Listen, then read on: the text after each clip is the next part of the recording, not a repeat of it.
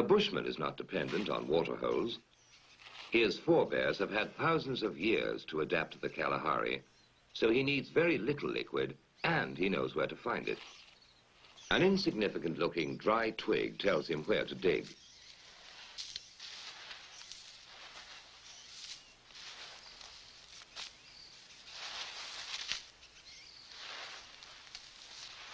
Anyone else would die of thirst in a few days in this treacherous desert that doesn't look like a desert. But he can survive for months on end. He unearths a bulbous root, which is really just a solid lump of wood with hard fibers that are merely damp. Civilized man would need some pretty complicated technology and machinery to get water out of it, but he uses the very simplest of tools. His scraper is a stick that has been split to give it a sharp edge, and he produces some dry-looking shavings.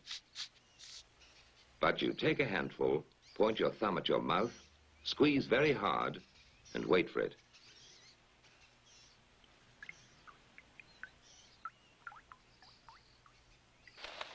The baboons always have a secret supply of water, and they're not going to tell anybody where it is. And when a Makhalahari ventures into the deep Kalahari on a hunting trip, he has to find water, because unlike the bushman, he doesn't know how to make liquid from a root. But he has his own way of finding out where the water is.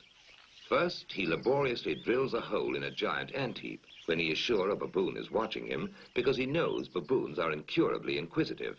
Next, he puts some wild melon seeds into the hole and works them in so that they drop into a hollow.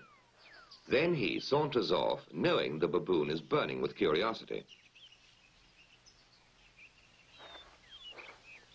The baboon doesn't trust that human being at all, so he plays it cool. But he's dying to know what gives in that confounded hole.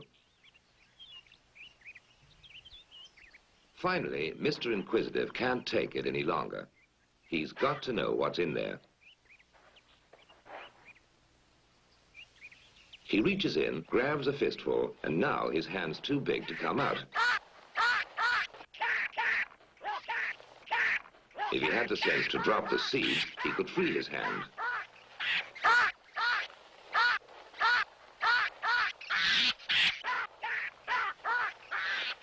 Now he lets go when it's too late.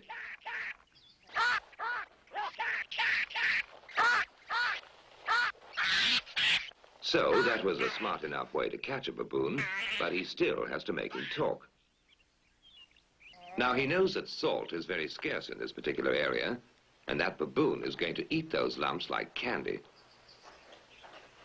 In fact, he has such a ball eating salt that he completely forgets he's under arrest, and that in a little while he's going to be a mighty thirsty baboon.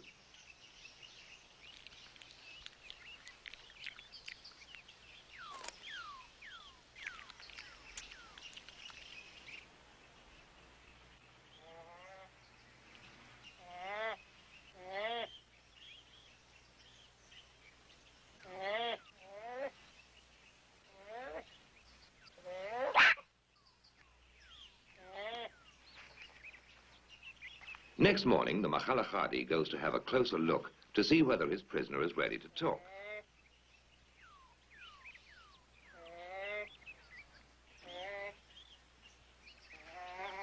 He decides the brainwashing has worked, so he sets him free, knowing that in his condition, he won't care who follows him to the secret reservoir.